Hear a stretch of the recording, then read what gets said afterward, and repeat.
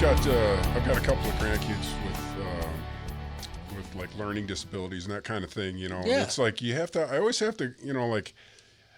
I wonder about the pharmaceuticals. What do you think about that? I mean, it just seems like with all the on top of the foods and the additives, and now they're giving like 300 booster shots as soon as they're born, or not boosters, but what do they call them? the vaccines. Vaccines and this, that, and the other thing. And it's like, is that causing autism? Is that something else? Is it in the foods? Is it, it's like, but boy, when you got 6 grandkids and 2 of them are autistic, it's like, well, that's not fair. That's a bad odd. So I am,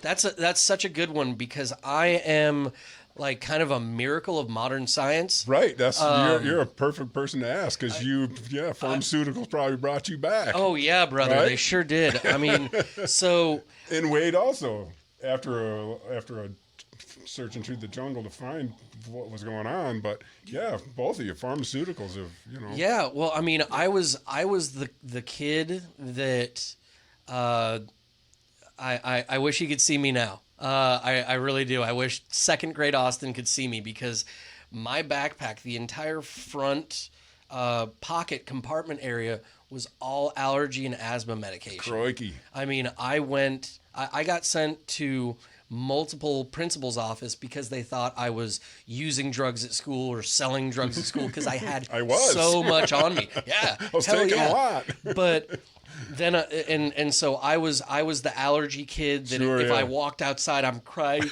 Hey guys, you want to play kickball? And I was really in bad shape, and so started doing allergy shots. I did 2 allergy shots in my left arm, 1 in my right arm, 3 times a week. Get out of Dodge. Oh, yeah. Are you kidding me? For over 5 years. Just so you could go outside? Just so I could go outside. What do you think that's from? I think... You're the same age as my eldest son. Okay. So all right. I'm just kind of wondering, you know? So I think... It can be a lot of like environmental, like what's around you, because there was a lot of secondhand smoke when I was growing up. There was a lot of mold around when I was growing up, but my other brothers and sisters, pretty good. I mean, my oldest sister Dana had some allergy problems as well.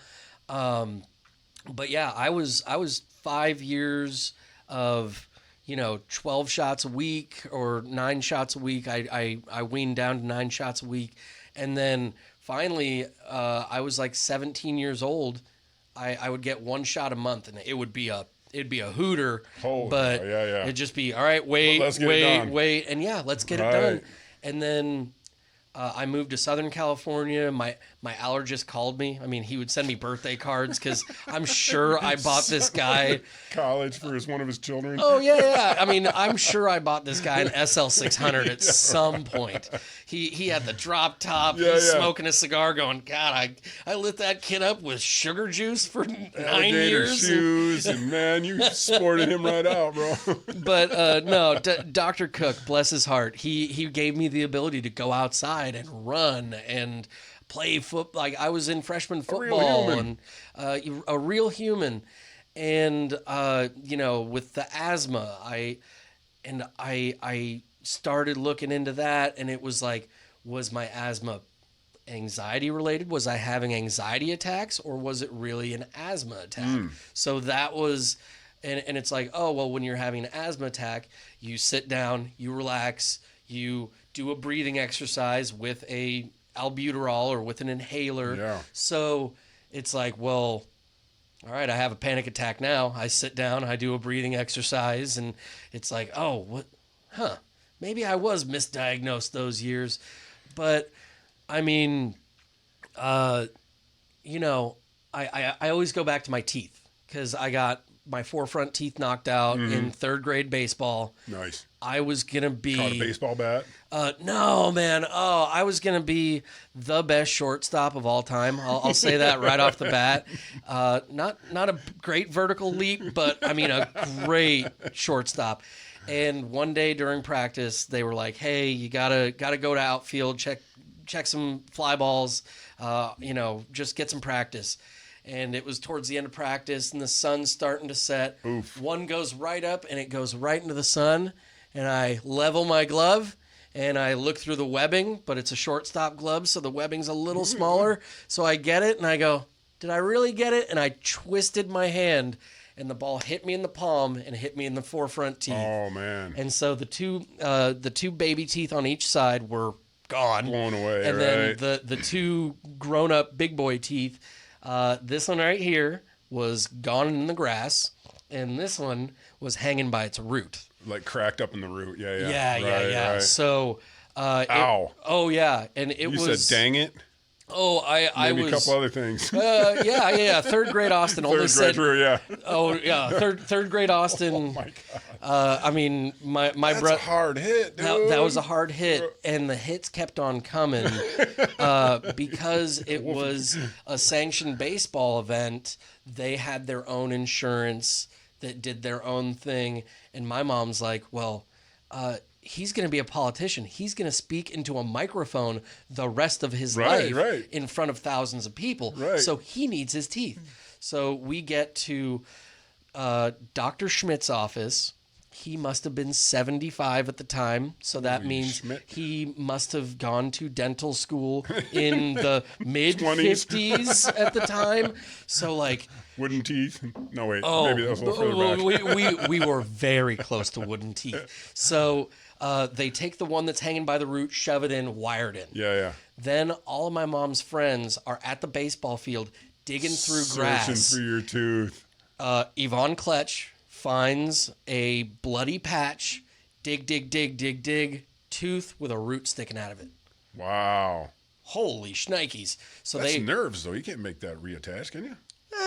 Well, let me finish the story, pal. I want to hear this one. Holy crap. So they put it in milk. The dentist, they called the dentist and said, we have it, what do we do? And this is 1993, 1994. They said, either put it under your tongue or put it in milk. And they were like, yeah, put it in the milk. He gets 2% on that guy. And so take it back, shove it in, wire me shut. And I had so much Novocaine flowing through my system, and at one point they forgot they left the gas on. Whoops. So I'm just gone, loosey-goosey.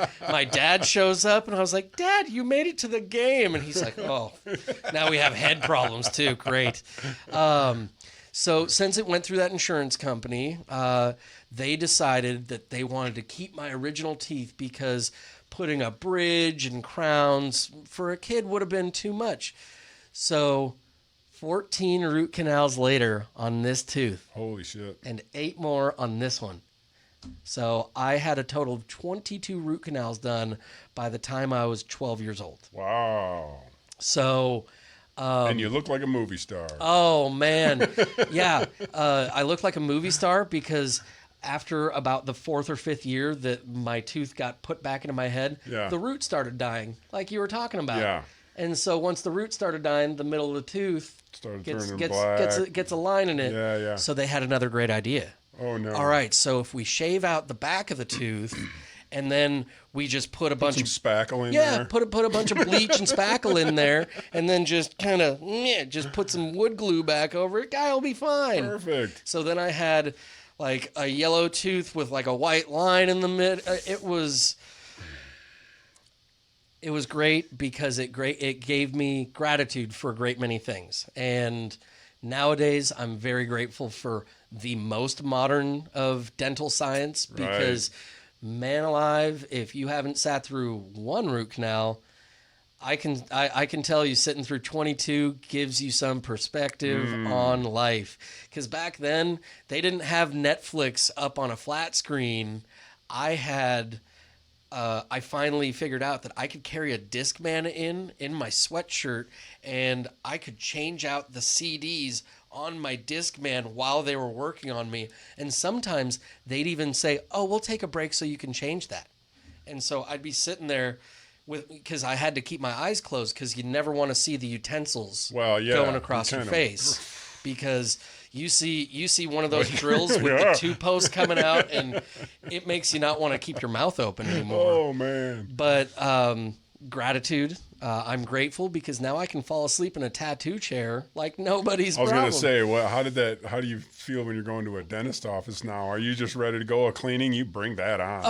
Right? Doesn't even bother me. Oh man, right? I recently had or one. Are you scared to death? No, it doesn't matter. I sit down and I go, give me whatever you got. And it's like, oh, well, we're going to have to do this really invasive, deep cleaning. Yeah, just do it. And the lady at one point shook me and she goes, "Sir, are you okay?"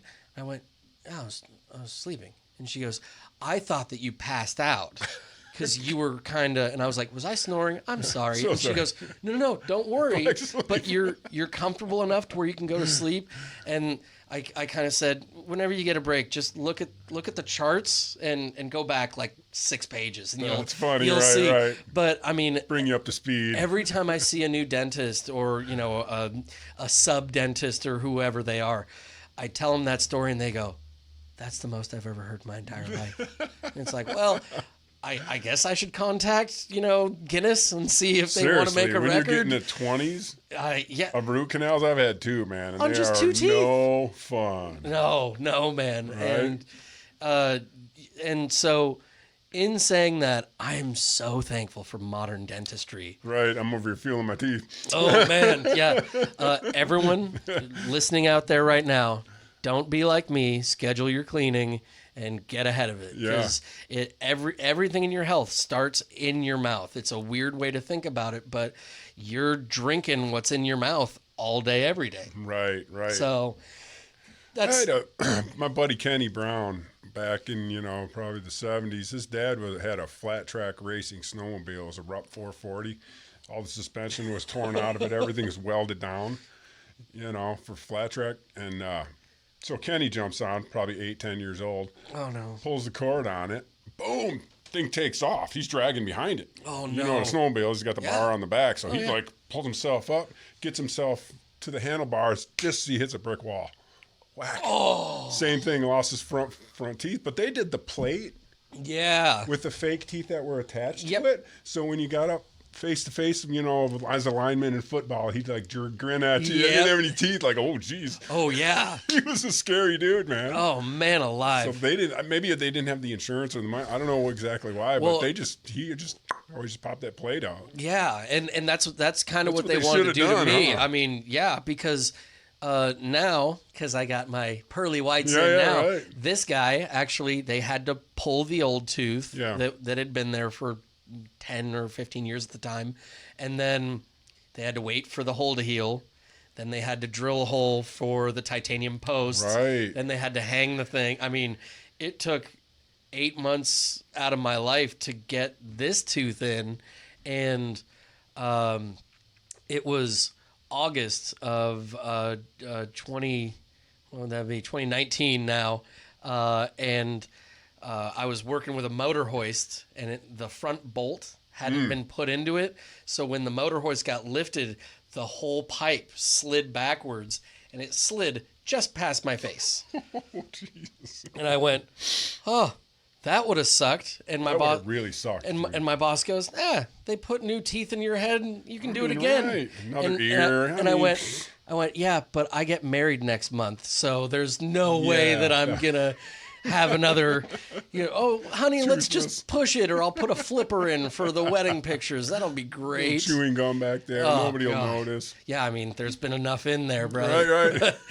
But yeah, I mean, sorry if I grossed anybody out. That was Well, that's what I want to hear. Pharmaceutical, man. That's you wouldn't have had that 100 years ago. Yeah, I mean, yes, It's just incredible. and I mean, They might have gone around the wrong way, I think, in my opinion, with what they did at first with you. They should have been like, you know what? we'll catch this later. Unless they're just trying to earn more money, and let's do it 20 more times. That's the insurance scam that See, I think I was a part of. I don't want to think that, but But I mean, I have family members that are kept alive through modern medicine. truly, right? And so it's like this terribly double-edged sword. Yes. That, yes, there are life-saving measures, or there are continuing life-saving procedures, But then there's the other stuff. Well, especially at your age,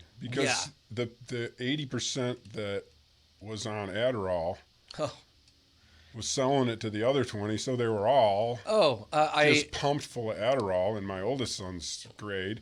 And man, did they get the grades, boy, because you couldn't focus on anything except for what's in front of you. 100%. But they weren't prescribed to it.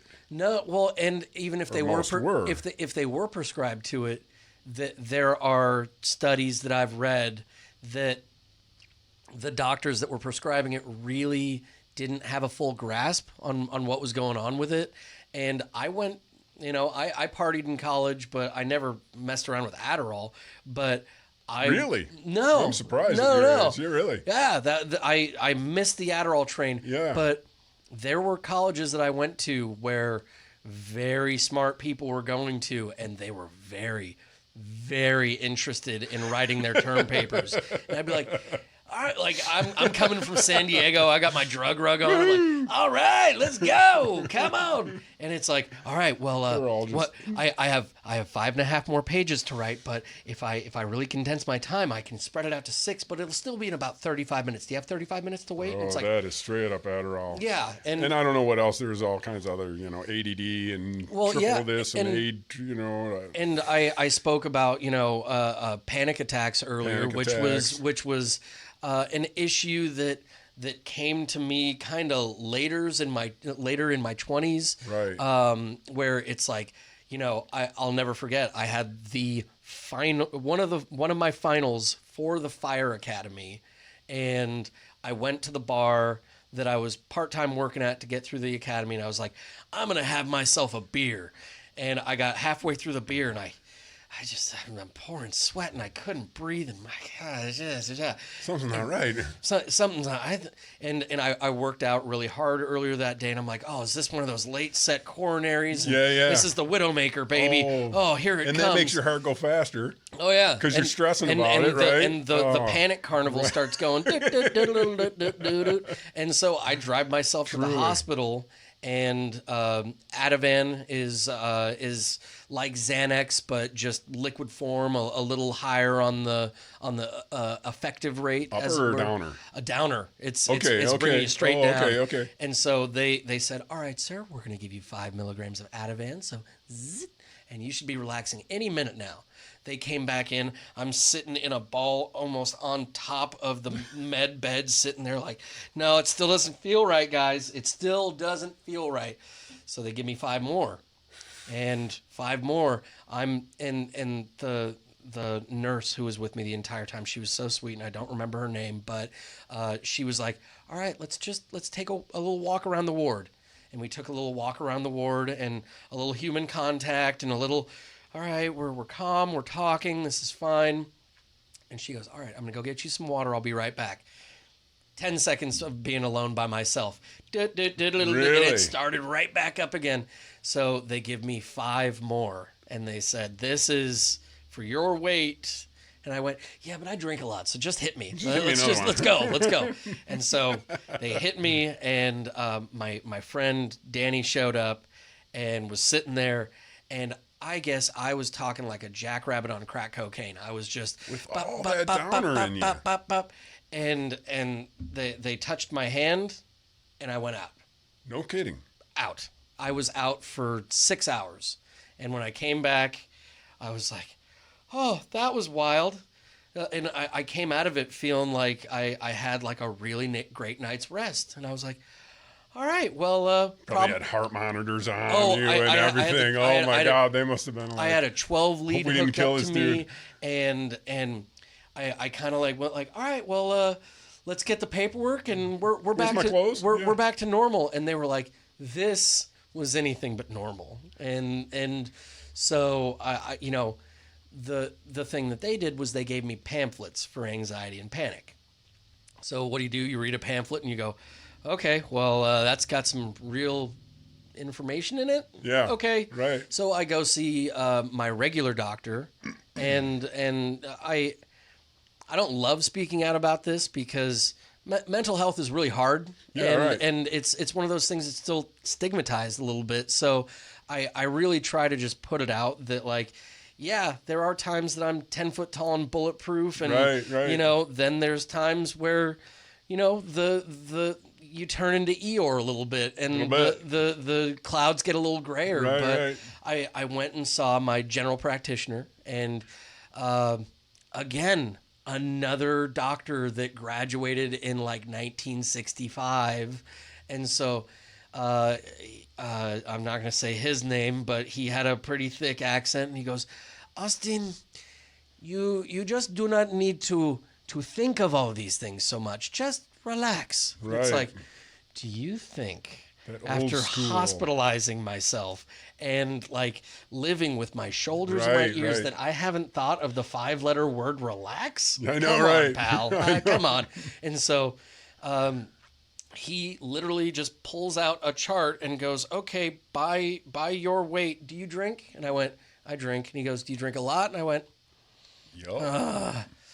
let's go with yes, just for this conversation. And so he goes, and there's a chart right there that says that's my dosage for Zoloft and Xanax.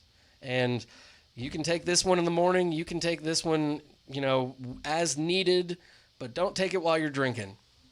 And who remembers what you took or what you didn't take? And when you're drinking, when you're drinking, and Xanax is super bad for you, by the way. Turns out, huh? Yeah, it turns out it's really bad for your kidneys, really bad for your liver, really bad for your stomach, and it's not actually aiding anything that's going on up there. It's just quieting the demons. Right. So I mean, I don't want anyone to follow this, but for me, it was the same as having 2 stiff drinks.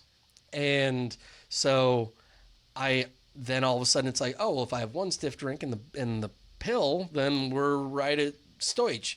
But then when you run out of the pills, then you start crawling the walls again, and then you start sweating again, and then you start thinking, why did I say that to my best friend Chelsea in the 3rd grade? There was no reason why I should have said that. And oh my God, that girl I dated in my junior year of high school, why would she date me, and why would I then leave? Okay, that's a weird thing to think of. And the carnival, man. Carnival. Right. And so it took, I quit cold turkey. I quit Xanax cold turkey when I realized how bad it was for me. And I started weaning myself off of Zoloft because, again, it's giving you the chemical balance that you need, but it's not giving you the mental balance that I personally needed. Right. And so all of this is me, not you folks. This is all what I'm saying, not what you should. But yeah, I remember weaning myself off and just doing a lot of work on myself, on why am I harboring this? Why am I sticking with this so much? Yeah. And it worked out to where I just needed quiet. Because I always have a headphone in, I always have music going, I'm always talking with somebody, I'm always talking to myself sometimes. Yeah. So just the quiet to sit and go, all right, 5 things I can touch and see. 5 things I can touch and see. All right, how am I feeling right now? Do a breathing exercise, and then the carnival slows just a little bit, just enough to say, you know what? I don't need to get on that roller coaster today. Yeah. I don't need to buy that ticket today. What I can do is practice gratitude. And that's better than drugs, man. Oh, let me tell you, you know what? Actually, I'm not going to say the comedian's name because I don't know it off the top of my head, but there's a comedian that is following this routine, and he said Muslims pray 5 times a day. What if that's a good number? I mean, maybe you don't need to the whole show with the rug and pointing a certain direction, but what if you just stopped 5 times a day and practice gratitude? Wow, yeah. And just go, oh man, what a concept. You know what? I'm really grateful today. You know, my plate is always full of food. My dogs are always happy to see me. You know, I have a job that 5 years ago I would have been over the moon to have. You know, I have healthy friends and healthy family. Like, you start actually breaking it down. Right. To where that Cadillac Escalade that cut you off on the way to work. Yeah.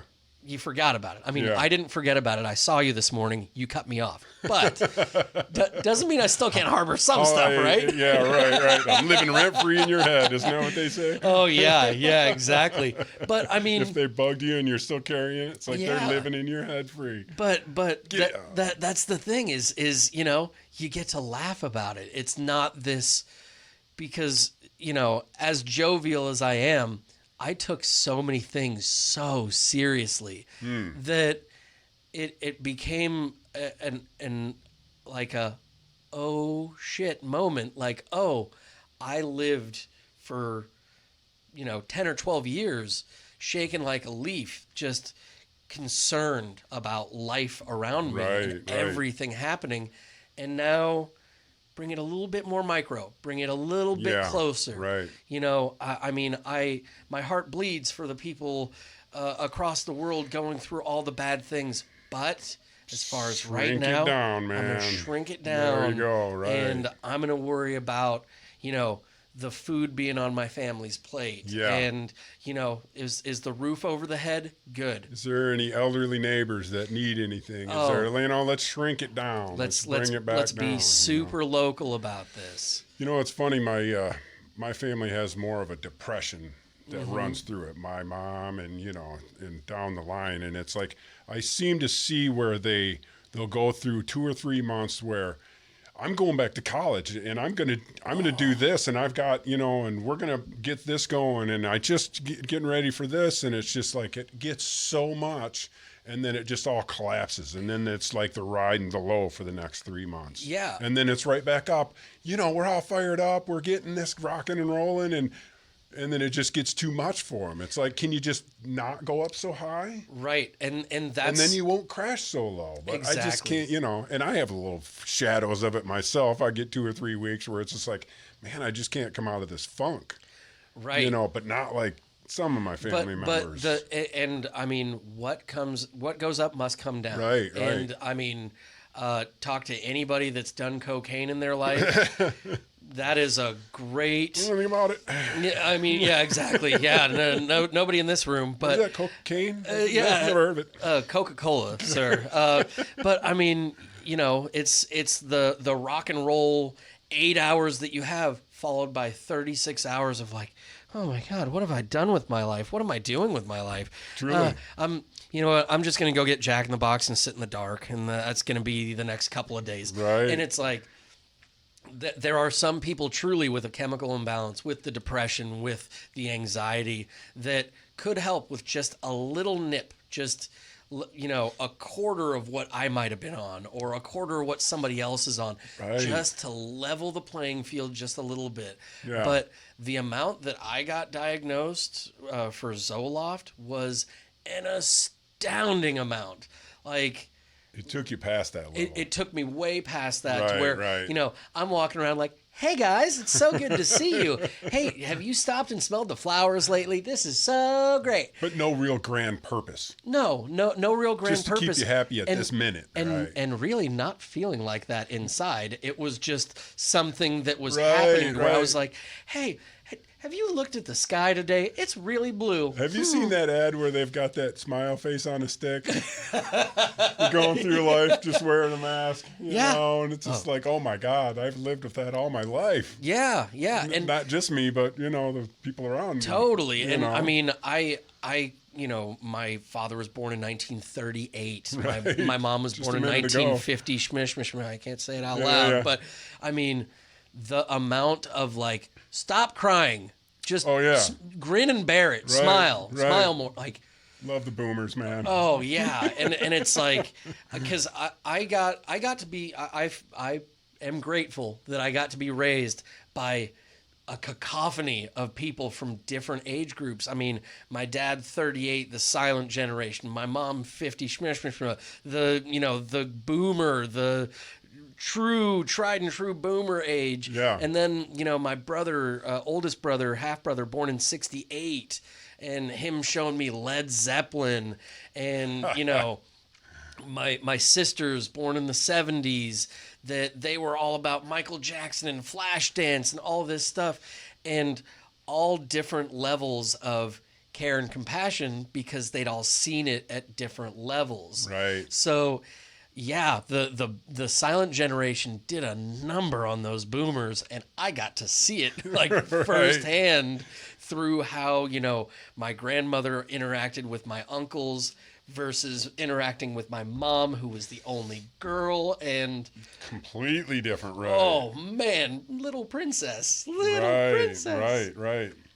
But it's and grateful that I got to see all that, but I do feel bad for the people a little bit older than me that really got really grew up in the 70s and got that hammered into them by the boomers, and then through the 80s and 90s didn't really have a leg up or a hand out for mental health or even the conversation about it. So it's just like, all right, bury that in there, and it's 7:30, time to go to work.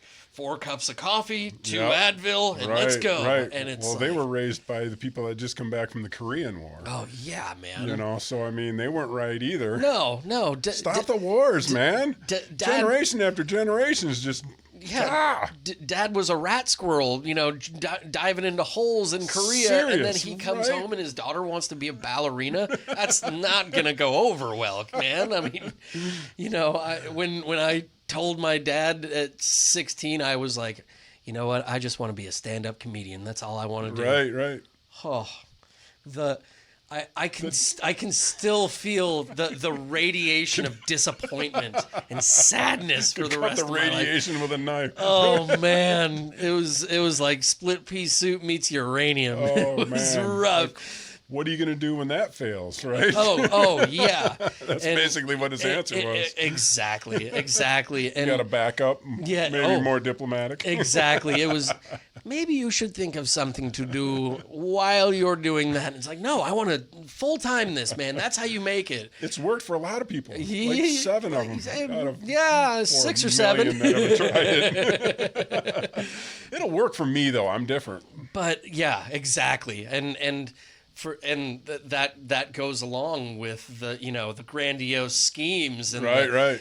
But you know what? All those grandiose schemes got me right here. Yeah. And I'm damn grateful to be right here, man. Well, you're a funny father mucker, man. Are you working on any projects, or I mean, you've got a great sense of humor. You got a lifetime to draw from I don't know, maybe medical or I mean, where you could make a freaking half an hour 45 skit just out of the medical shit. Yeah. Through kidneys and teeth. Oh yeah, just between kidneys and just teeth. The hypocrisy and the craziness and the way that you would look at it in a comedian's mind. You could twist some of that shit and just have us on the floor, man. Oh yeah, I mean, I have my green book. So I have my green composite book. It sits next to my computer. Oh, right on. If I read something or I see something, and usually there's a little jazz lettuce involved at some point or another, and just pull out the green book and jot a few notes down, and maybe I'll come back to that. Maybe I won't. I always keep my eye out for stuff that's happening in the area, but the last big thing that I wrote, it was a tried and true day off. My wife had to go to work. All I had to do was walk the dogs, feed the dogs, and feed myself. And so I had, one of those gummies that sends you to the moon. Sure, yeah. And I actually meant to talk to you about this. I wrote an 8-page paper, and it all talks about it. The first sentence is, I don't believe my own timeline. And I have had so many events that are near-death events that might have gone a different way. Right. I mean, there was a time that I was sucked out in Cabo San Lucas. There was a hurricane warning. I got sucked out by the undertow. I got tossed around for what everyone says was a longer time than I remember. And then my dad pulls me out of the ocean. You shouldn't be alive. Right. Basically. Right. So what if that timeline split right there? Yeah. And when I got hit in the face with a baseball, what if my hand was a little further up, it hit me in the palm, and then it hit me in the temple?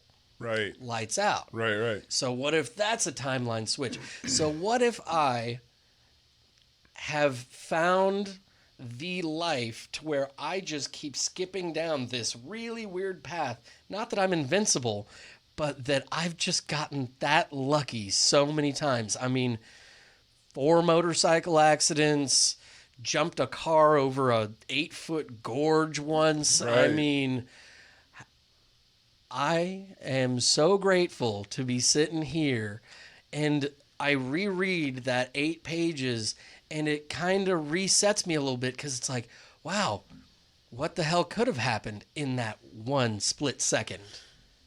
I'm telling you, man. I had a high school buddy about 3 weeks ago pass away, and 3 of my clocks stopped. No. 2 weeks later, they all started again. It's like, I don't know what kind of veil is over what's going on, but it's like, I was talking to my son about, I remember when his mom woke up and said, I had the weirdest dream. I had this guy was at a podium, and he was speaking. His name was Nelson Mandela. And there was a whole bunch of, of African-looking people jumping up and down on the stands that he was speaking to. The next day, he got released. Oh, my goodness. And we're watching it on TV as all these Africans are jumping up and down. I'm just like looking at my ex-wife, just like, whoa, what's that all about? Yeah. And then I was telling that to my son, and he's like, you got to be kidding me. There's like a Nelson Mandela effect. That people talk about all the time. Yeah. And I was like, what? Tell me more about this, because that was one of the things in my life that really freaked me out, because there's no way that she could have known that was going to happen at all. No, she read the future, and it's like, that's not possible. Right. And the clock stopping? Okay, 100% coincidence. Really? That doesn't ride right with me. But then restarting. I mean, come on. Well, the grandfather clock didn't stop. It has 3 weights. Right. The middle weight kept going, but the 2 that operate the chimes stopped. Oh, yeah, that's normal. And then 2 weeks later, they started again. Yeah. Bro. I mean, speaking from a mechanical standpoint, that shouldn't happen. That's not possible. Right. There's just too many little tiny gears, and it's all oiled. I maintain it very well. There's no way it could have stopped. Right. I maintain it, And it's just like, okay, well, now it's going again. Yeah. Oh, yeah. All is well. I've been getting into this Dave Foley podcast. Tell me about that. He was in Kids in the Hall. I think my news son radio. Watched that. Yeah, okay. He's a great actor, but he fell down the rabbit hole. He went into aliens and Bob Lazar and all that stuff. Sure, yeah. He has a podcast where he brings notable people on that talk about that stuff, and they were talking about the simulation theory on how these random events all line up in a way, and how the simulation just keeps getting weirder. Yeah. And I mean, I don't watch it all the time, but on Joe Rogan a couple weeks ago, he goes, this season is really weird. Like, this season of America just keeps getting weirder, and it does. It does every week. I was watching him not too long ago, and he had a guy that was a specialist on Bigfoot.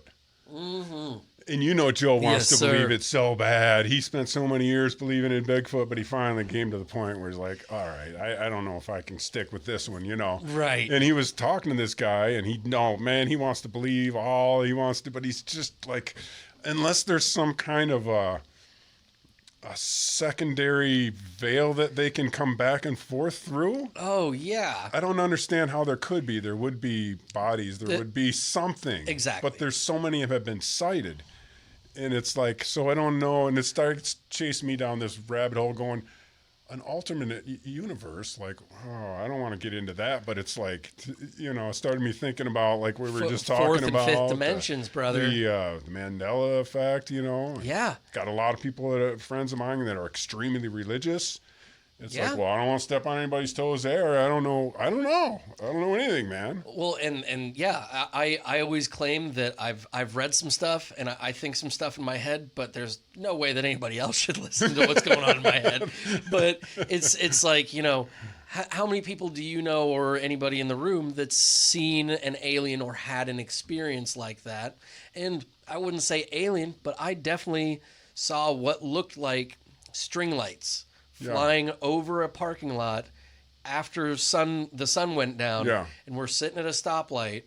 I was about 12. My dad's 62 at the time then. Oh, this isn't Neuralink. This is when you were 12. Yeah. Holy this is no kidding. This is pre getting lit up, man. Tell me. And so we're both sitting there and we both kind of look over because it's not directly in front of us. It's 90 degrees to the right. So I kind of look over and then my father turns and he looks over and then the light turns green and he doesn't go and he goes, "Do you see those lights?" And I went, "Yeah." I was kind of wondering if you were seeing them. And he goes, "I wonder what those are." And then just like any good, UFO alien story, we drove away and we never talked about it again. We went, "Huh." What do you think that was? That was really weird. I don't know. Want to pop? And, Sure. and yeah, exactly. And I remembered that memory recently, as in 8 months ago, and I started Google searching. There are thousands of people isn't there? that have seen this string light in a certain way. There's a dude that drew it. There's a dude that drew like an animated cartoon of it, and I'm like, "Yep, that's what I saw." It. Really? That's what I saw. No and kidding. It's like, so this many people, and me being one of them, even though I was young, it's like, all right, there's got to be something to it, but then who's keeping it secret? Who's keeping it away from us? Right. And for what cause? And is it like the fourth dimension doesn't think that we have the cognitive ability yet to enter that realm, man? Right. Yeah. There's still some people that think we're living on a flat earth and the moon's made of cheese. So That's the truth. That's the truth. Right. There's a huge divide along the way of what's believed or what's believable. Yeah. And so it flips my cookie every once in a while thinking about all this stuff. Aborigines living in mud huts, and we got Elon Musk building SpaceX, and it's just like that's just two different kinds of humans. Oh, but they're the same human. Right. Yeah, I mean it's just maybe crazy. I think that you just tapped on something that could bring everything all the way back together again. How? Whether it's your tribe, my tribe, blue ties, red ties, the Aborigines and their enemies for life, guess what? We're all humans. Right. You got a mama, I got a mama. We both love our mamas, right? Right. Okay, well, let's make sure that in our tribe, mamas never go hungry and mamas with kids never go hungry. Right. Okay, that's a good place to start. But then somebody from this tribe goes, "Well, I don't like my mama. My book says you must die." Oh, well, my book says that you're wrong. Yeah. Well, let's stop that. Stop that. That's not getting anywhere anybody. Whatever you believe, whether it's Jesus Christ, Muhammad, or the flying spaghetti monster, that is great for you and your spiritualism. Right. And you got to keep that inside. Right. So that candle keeps your fire lit. Right. And then everything else that happens on the outside, treat everyone the way that you would want to be treated. I had a guy, I didn't have a guy, I was watching a podcast. Who was it? Jordan Peterson. I don't know if you like him or not. Yeah, I've seen some of his stuff. He's very biblical. He knows so much about the Bible. Yeah. And he was talking to this one feller, and he says, I tried an exercise not too long ago. I just spent a week trying to pretend like everybody I talk to is Jesus in disguise. Whoa. And he's like, and I'm sitting at the dinner table, and, there's one piece of chicken left. I asked my brother, "Hey, would you like the last piece of chicken?" Or, if my, can I help my mom do the dishes? Can I do something? Just little things, just little tiny things. Just make it better. But if that adjusts your knob. I was like, brilliance. Yeah. Brilliance. That's insane. I've tried to kind of, my brain has a loop sometimes where I get angry, but for the most part, I've been trying to, I have this angry rage in my head from... No one's thinking about the Cadillac driver that cut me off this morning, okay? No, exactly. did I fall into punk because I was an angry child, or did I turn into an angry child because of all the punk? I don't know. Or was it society? Or was it society because society at the time wasn't listening to you, but there were these 3 guys on stage that knew 4 chords and they touched you. Buddy. Yeah. Bullseye. Yeah. Right? And destroy everything. Yeah, anarchy. Destroy the government. Yeah. We are the Reagan youth or whatever what it was, you know. The dead it's Kennedys. The dead Kennedys. Yeah, you know, man. we want to destroy the machine. You know what? And now the machine is just bigger and bigger. And it's like we were fighting for anarchy. No, we don't want that. You know, we want to kill the system in anarchy. Well, okay, we had some good roots in that. I understand we were trying to kill the system. But okay, now we've gone a little too far. I mean, I don't know. Well, and you know, then somebody signs on a record label, and then they're a sellout, and then you don't listen to them anymore. No, right? And it's like, no, you gave up on the religion of anarchy. Right. Don't you get it? You sold out to the man. Right. But maybe taking Peterson's idea that you conveyed, maybe making that a little more global for everybody.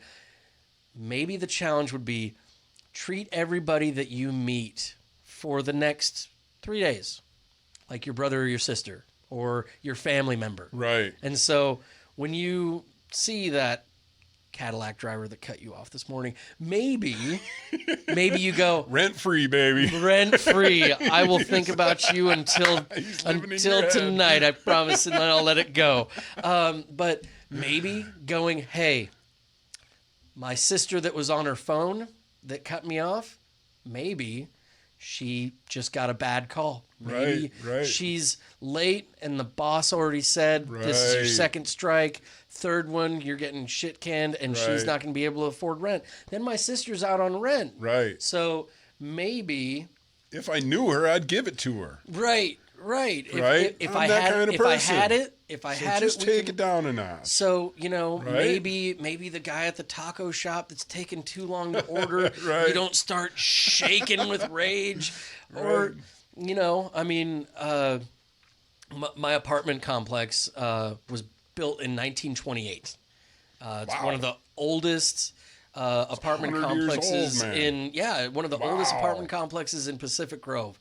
Cool little joint. And the landlord sends the email. The roof is getting redone this week. And so I get to work. And my boss goes, hey, by the way, put your hearing protection in. The landlord's putting a new roof on the shop this week. So every place that I go, there are roofers banging away on the roof. But I stood back from myself and I went, well, think about this. The landlord at my house and the landlord at my work are trying to make it so this winter no water falls on my head. They're keeping me safe for the winter. Right. I'm really grateful that they're doing that for me. Right. So maybe this week's gonna suck a lot, but suck it up. You know, my landlord, I will not call him my brother because I don't think a landlord can be a brother, but you know, my landlord is doing a nice thing for me. Yeah. So let's go with that. And I've tried so hard to try to take the bite out of the good side of the apple and not be bitter about it. But as a construction worker, just be happy that you're not the guy up there working on that 1920s construction. Because I've been in there, man, and it's just like whatever's not dried and warped, and you're worried about every step falling through so it's like at least you're standing on the ground, bro. There was so I the way always you look at it. I always have a case of bubbly water at work, plain bubbly water because it's what keeps me hydrated. Sure. And I had an extra case that was sitting there, and this was yesterday when it was super hot. It was it was 80 degrees in our parking lot, not even up on the roof. Oh wow! And so I threw them all on ice early in the morning. I said, toss me your rope. And they roped it up. And for the next 10 minutes,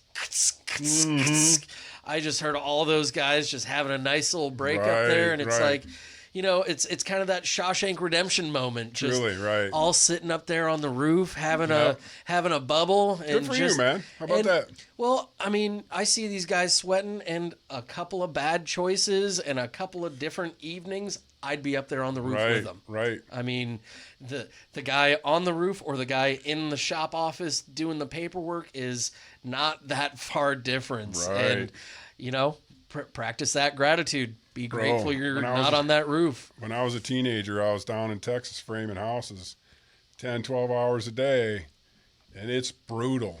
Man, the architect would show up on a Friday night with a couple cases of beer. We couldn't have been happier. Oh, We're yeah. ready to go again, man. We're like, Oh, yeah, man. just a little appreciation. Oh, You and, know, if the owner of the house come out and bring us a case of beer. It's like, right on, man. That's And so cool. I think that might be what some folks around this area might be lacking on is a little bit of appreciation for Thinking a job about their well brother. done. Thinking about their brother, Right thinking about on, their man. sister. That's Yeah, exactly it.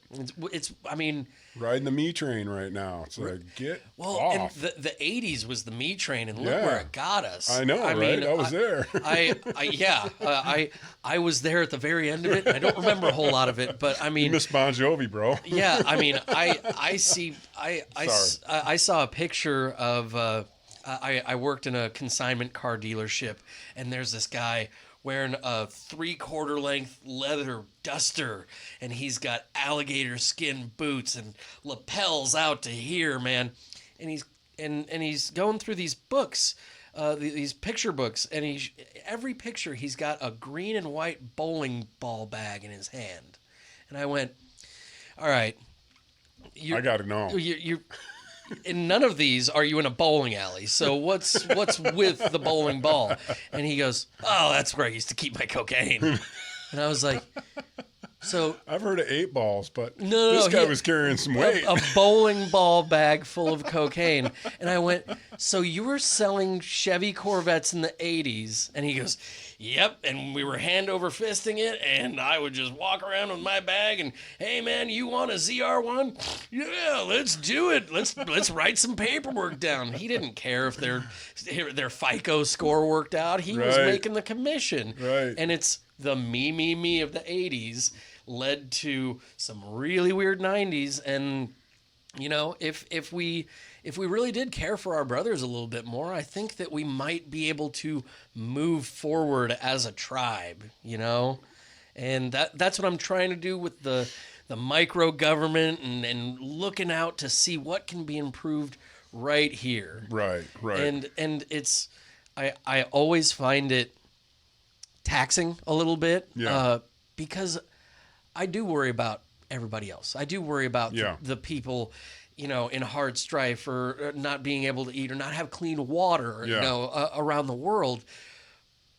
But right now we got to tighten up the ship a little bit. Right. And man, being the world police, I don't feel like it's given us a good look with our neighbors. Well, I don't think we have the right intentions. No, the intentions is about the cash. When it's Always. when it's about the money, that Well, it's cash, but it's also, I mean, it turns out to be cash, but it's uranium, it's oil, it's, you know, lithium. The lithium mines. Ukraine has the most beautiful farm dirt in the world, but that has nothing to do with it. It's like, you guys are killing me, man. You can't make hundreds of millions of dollars farming wheat, but what you can do is drill straight down and strip mine an entire plot of land, and then you might have yourself a couple of batteries worth of Rivian and Tesla batteries, brother. All the humans around will be dead. I mean, Because, well, we used them to mine. We had to get out of the ground, but now they're all glowing in the dark, so. there's a capitalist term, and it's called breakage, and it's a sad term. Well, you know, yeah, what is that? Just like loss prevention? Yeah. Oh, It's man. just, we're going to lose 10%, so, you know, we'll just figure that in, huh? Hey, I will say, out of everybody doing podcasts right now, you and I are probably the most green because we have the oldest cars. And Well, those only needed to be built once. They only need, and they'll pass it on, and he'll drive it. And Oh, hell he'll pass yeah. it on, and he'll drive it. Oh, yeah. None of these 2025 I think cars I already will be have around. 2 nephews eyeing my truck, and it's not even I'll guarantee painted it. yet. Right, I guarantee it. Like, when's that going to be done? How long you plan on living? Hey, so yeah, you still smoking cigarettes? I brought you over a carton. Still speeding? All right, cool. Hey, let's get you a surfboard. I hear there's some sharks out there. Oh man, right. Right. What do you drive? You're driving the Suzuki on a daily. So the Suzuki on a daily, and then I actually did find a truck to scratch the itch. While son of The other one's tornado in surgery. Yeah, son of tornadoes in paint jail, and so I bought a 1990 Chevy short bed V8 What? automatic. That's going to be a classic, bro. And that's the thing is I got it from a college. Yeah. That the guy, it was the supervisor's truck because it was a 2-wheel drive truck. So he would supervise and then go back to his office. So super low miles, V8 automatic, posi, short bed. And it's a short bed too. Yeah, it's a short bed too. Oh. So is it a stretch cab or a regular cab? That's going to be the classic, dude. Yeah. We won't be around. Yeah. Well, you'll be an old man, but that thing is going to be like. And that's the thing is what like the 69s are now. I'll put a little buffing time into it, and when that surge spikes and everybody that was in high school when that truck came out has the money to pay for one, then adios, and I got my forever truck and the other one, and Bro, I had 4 Jeep J10s and J20s with plow trucks right. on them. And those were the best plow trucks ever. I jumped in my buddy's 1991 Chevy with a plow on it one time, and I'm about ready to throw all of my trucks away. It just floats. The transmission is just like, it floats like an old Buick or something, you know? And power now. Yeah.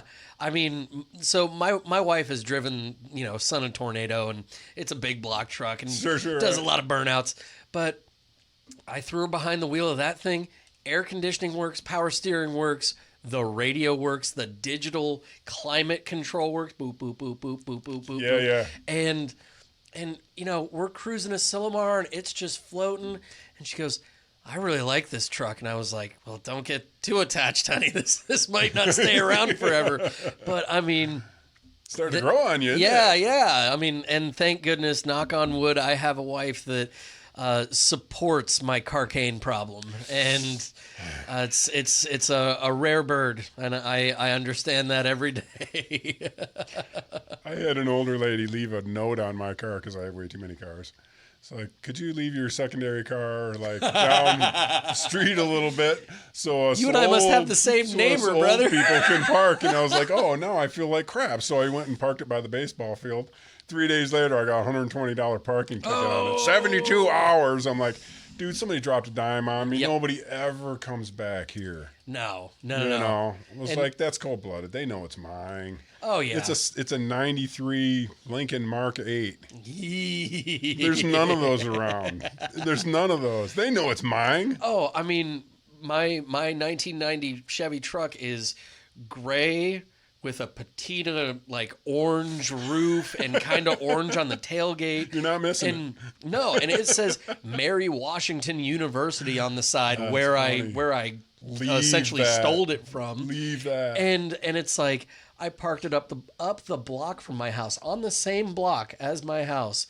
And, I mean, this parking enforcement officer must have stock in chalk. They chalked around all 4 tires. They wrote notes all around it. They were scribbling on all my tires. And so I just got in it and moved it 16 feet around the corner and was like, I hope you got exactly what you wanted out of that entire interaction. That was crazy. That's just like, they know. They prejudice. They don't like my old car. Oh, man. I mean, excuse me, young man. I know. And I never thought at 36 I would still be getting the excuse you, young man. Right. Like I was tuning the carburetor on my Samurai. There is no fluid going on the ground. There's nothing happening. But there might. And like the cops rolled up on me. We're like, hey, so we got a call that there's like oil getting slung everywhere. Right. And, Are you a citizen? And it's like, man. And it's like, did you break down here? And I'm like, nope. That right there, that red door right there, that's my front door. Really? So I live here, and it's like, and one of the cops is like, Suzuki Samurai. My cousin had one of these. That's really. And the other cop And like they're slaps him in the digging shoulder, it. and it's Right.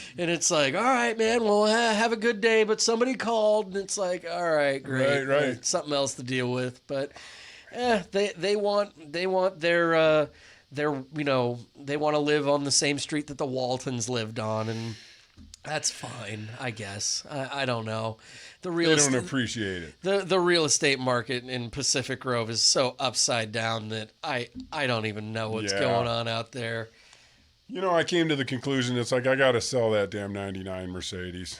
Is it time? That little rag top. Yeah. It's 99. The top stopped working. Yep. Seat's not working. So I take it out and get it fixed. I'm driving around with the top down like, I don't want to get rid of this anymore. Yep. I should have got it fixed. Okay, well, I'll get rid of the 93 Lincoln Mark 8 because, that's really an extra car. Oh, so I drove that today, and it's just like... Floats. Oh, my God, it's so powerful. What year was it? 93. The 93, last so of that's the rear-wheel drive. 4.6? 4.6 double overhead cam. I dumped a whole bunch more air into the air box, got the racing spark plugs, upgraded the alternator so I can get more power to the battery. And you know what I'm going to say, and now right? I got to sell this? No! I just bought I got the old diesel Mercedes. I picked that for $500. It's just like, that'll run forever. But that thing just spiked in value, by the way. That's what keeps coming up.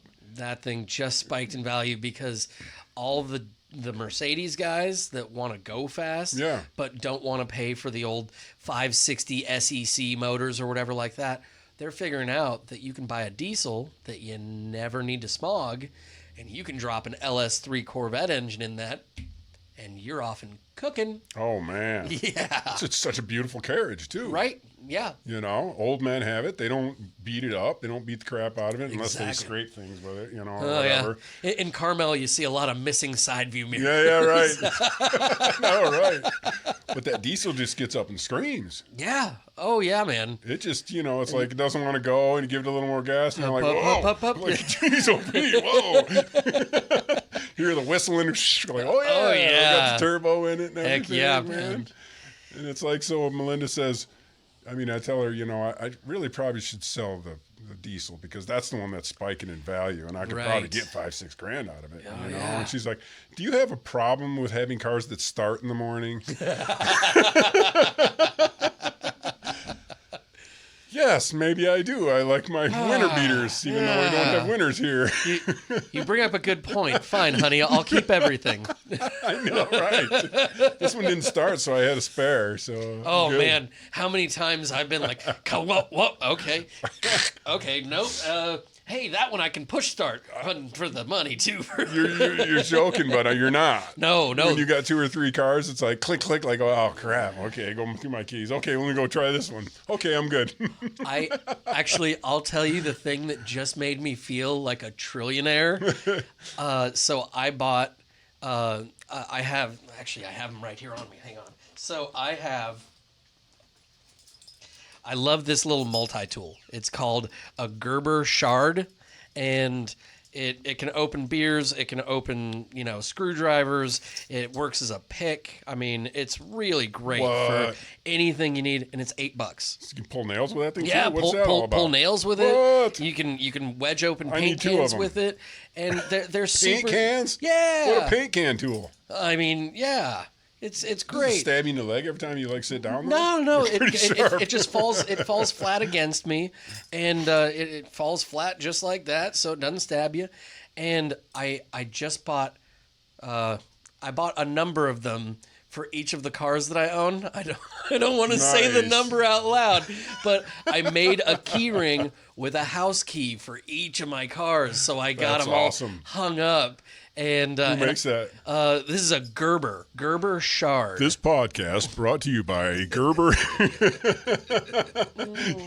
You can just send those checks right to Live Well Therapeutic Massage right here on the beach, baby. There we go. But yeah, I hung them all up on a keychain. So now when I'm leaving the house, I'm like, oh, which one today? All right. Nothing that I'm driving right now is over $7,500, but it makes me feel like a machismo, At one time they were. So, Oh, yeah. I mean, this is a beautiful Mercedes convertible worth $2,500. Hey, yeah. When it was new. Oh man, I wish we could have taken videos when I worked at Mercedes Monterey, because these guys would buy, an SL600 or a Maybach, the big 4-door with the air suspension and all this stuff. They paid $128,000 for it, and they brought it back 6 years later after the warranty expired. And when the salesperson got to tell them that their car was now worth $24,000, the faces they would make, my friend. Oh, my goodness. Oh, it's still more than that. Dang it. Depreciation happens, folks. Right, yeah. Unless you're paying cash, which isn't a great idea either. Oh, boy. Yeah, make them pay. Yeah, It's never a bad time hanging out with you, Steve. Yeah, buddy. I had a great time today. You know what? We need to make this happen more often. And actually, when we're done with this, I need to talk to you because my elbow's starting to flare up again. My shoulder's starting to flare up again. And if you're listening out there, I'm actually stare down the pipe for this one. If you're listening out there, please take care of your body. And Live Well Therapeutic really, really has saved my bacon multiple times. So we're going to talk and we're going to schedule something because I need to feel my fingers again. Thanks, brother. Yeah, we're going to get those nerves freed up. Hey, That's all right, the main man. thing that people miss over. You got Yes, to get a sir. little deeper. Yeah. Well, thank you for having me. It's always a wonderful time. Thank you for coming in, man. Yeah, buddy. Great to see you, man. All right. Awesome. All right, guys. There's another great podcast, man. I had a blast today. If you found any value, hit the subscribe, like it, do all that mumbo jumbo. Love you guys. If you're interested and want to see some car stuff, hit me up, Instagram, gypsysoulgarage, at gypsysoulgarage. I didn't know you had that. Yeah. So I'm doing a kind of a side business these days, but Right on. it's really just me and my buddies doing fun car stuff. And hopefully you'll be on it soon. What do you mean, detailing? Detailing, doing We're some going to end work. up the freaking program and you drop this on me. I'm Okay, sorry, hey, I'm man. sorry. Okay. Hey. This is not the end of the podcast. Oh, so we're gosh. back in. So, okay. And back in, everybody. So, Welcome back to What's Next. yeah, sorry about that. So, Gypsy Soul Garage is something, years ago I had a cat named Gypsy. So, Gypsy Soul. Gypsy Soul Garage. And I know so many people in the car business around here, the automotive business. Yes, you do. And so it's like, if I can find a customer or I can find a friend that needs some work done and I can hook them up with somebody that I know does good interior work or that fixes transmissions or that just does side work for painting. Let's make that Oreo cookie happen to where everybody gets together. I'm helping my friend out, you're helping my friend out, and we're all getting together and having a good time. It's always a search for the guy that can do it reasonably. Yes. But you don't know what you're getting into. No, you don't know anybody don't, in the industry. That's fantastic, dude. Right. You can actually and you don't have that the relationship. If I go to a shop where I don't know a guy, it's kind of like I have to do the secret squirrel handshake and be like, no, I know what I'm talking about. And we're cool. Exactly. And I know you've had that taking some of your cars to stuff. Yeah. So it's like, if we get to meet at zero to where we're both on a level playing field and it's like, you know what you're talking about, I know what I'm talking about. Right. And here's what we're going to do for a reasonable price in a timeline that's reasonable for everybody. Bam. Yeah. We really, like I said, making that Oreo cookie happen. And in the Monterey County area, it's such a small peninsula, but at the same time, finding somebody that can do the work in a time frame that's doable for the price. I mean, there's that triangle. Do you want it fast? Do you want it cheap? Right. And so, really trying to do car stuff with my friends, and then the rest of it is, us doing burnouts in our own cars and, going off-roading. And heck yeah, man. It's funny, I was just talking to one of the master mechanics that I know. He's just amazing, and we were trying to find... Bald-headed gentleman wears Oakley sunglasses?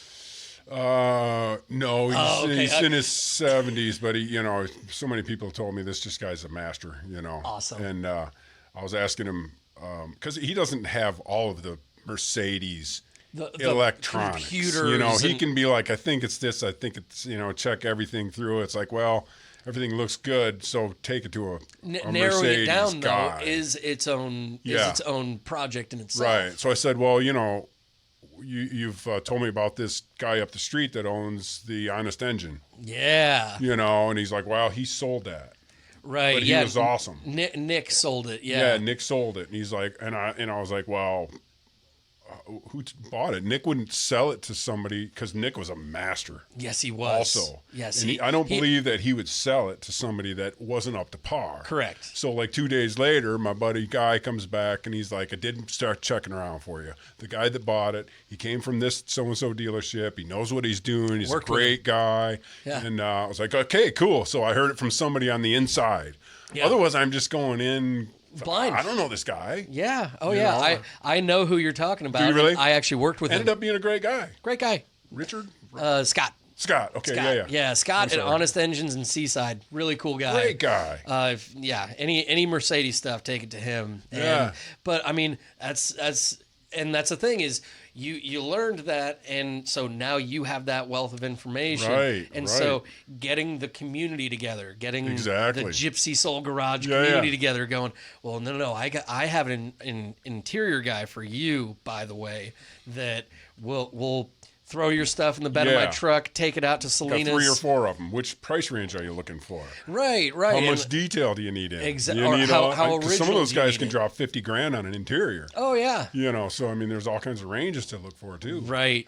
And so that's the weird little fun side project that I've been doing. Oh, cool. And it's literally getting car guys together in a very unserious way. Like, I feel like a lot of the car shows, the Cars and Coffee in this area are very, you got to sit, you got to polish, you got to show your thing. Stuffed shirt kind of thing, really. And it's like, hey, man, let's just grab some burgers and talk some shit about our cars. And if one of us has a solution that the other hasn't heard about, cool. Then we got it on the internet. Exactly. Yeah. Right.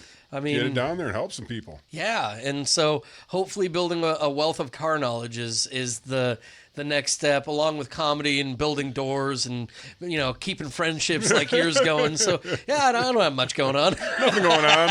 I don't know why. I'm a little twitchy. I'm good. All right. Well, I've been thinking about it a lot. All right, here we go.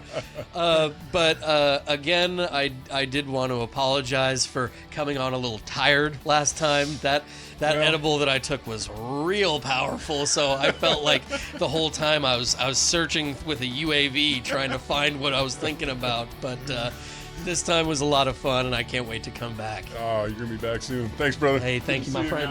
All right. Okay, this is really the end, guys. Okay. Like and subscribe. We'll talk to you next week. Love you guys. See you.